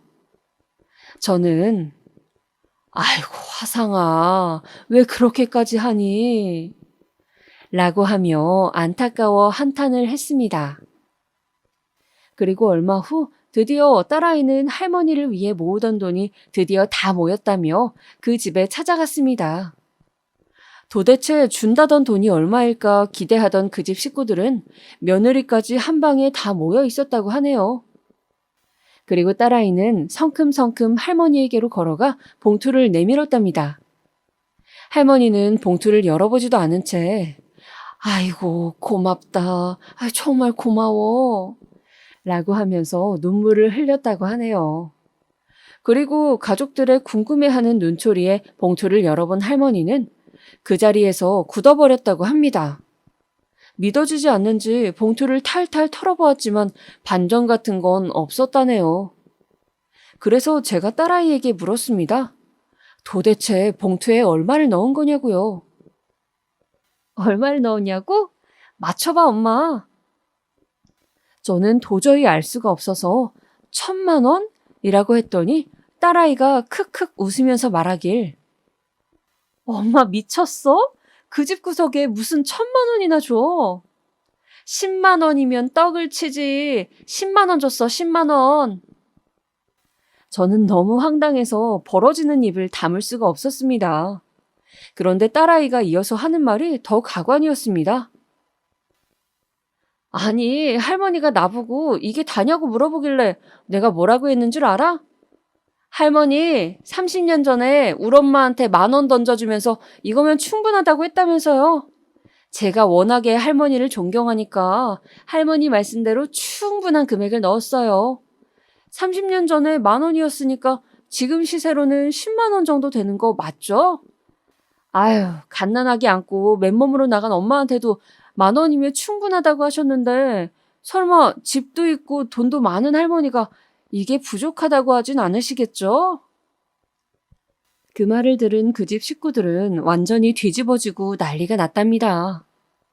할머니는 뒷목을 잡고 쓰러지는 척을 했다네요. 여기저기서 쌍욕이 날라오고 아주 가관도 아니었답니다.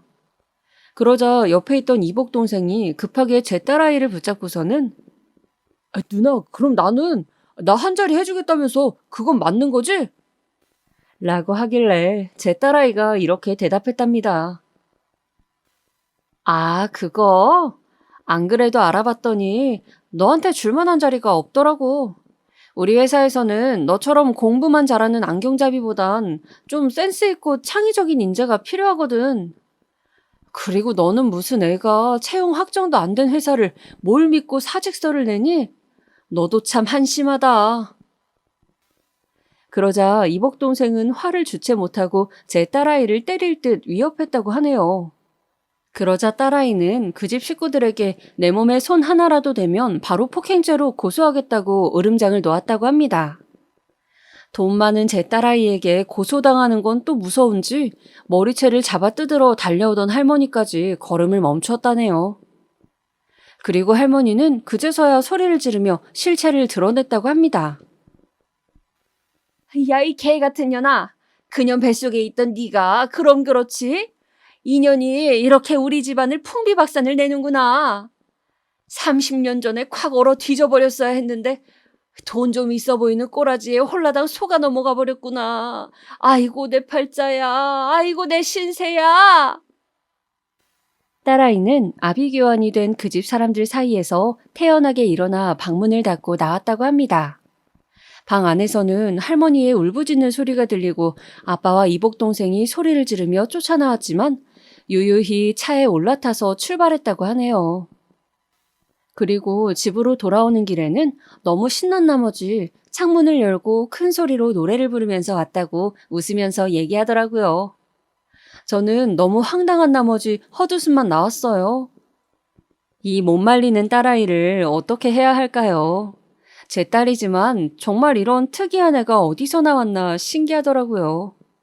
그런데 딸아이가 저에게 얘기를 하면서 고소하다고 배꼽을 잡고 푸하하하 웃자 저도 모르게 웃음이 터져나왔습니다. 그리고선 저도 배를 부여잡고 주저앉아 미친 듯이 웃었네요. 제가 그 장면을 직접 보진 못했지만 상상만으로도 30년간의 응어리가 쑥 내려가듯 통쾌했어요. 살면서 그렇게 많이 웃어본 적도 없는 것 같습니다. 무엇보다도 몇 억 또는 몇십억의 돈을 생각하고 봉투를 열었을 시어머니가 10만 원을 보고 지었을 그 표정을 상상하니 살면서 보았던 그 어떤 코미디보다도 웃겼습니다. 정말 제 생에 이렇게 가슴이 뻥 뚫리는 일은 앞으로도 없을 겁니다. 저는 그날 정말 얼마나 웃었는지 배가 아파 일어나기도 힘들고 입이 찢어질 것처럼 아프더라고요. 그리고 그날 이후로 제 입가에는 항상 미소가 떠나질 않았습니다. 가만히 있다가도 그 일만 생각하면 웃음이 피식피식 나와요. 그리고 걱정과는 달리 그 집 인간들은 돈만 밝히는 인간이라 돈은 또 무서운지 특별히 딸아이에게 어떤 조치를 취하진 않더라고요.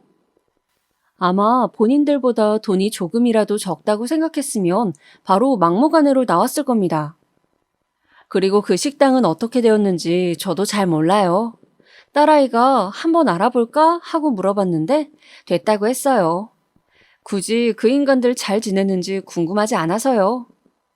딸아이가 통쾌하게 한 방 날려준 것만으로도 저는 충분합니다.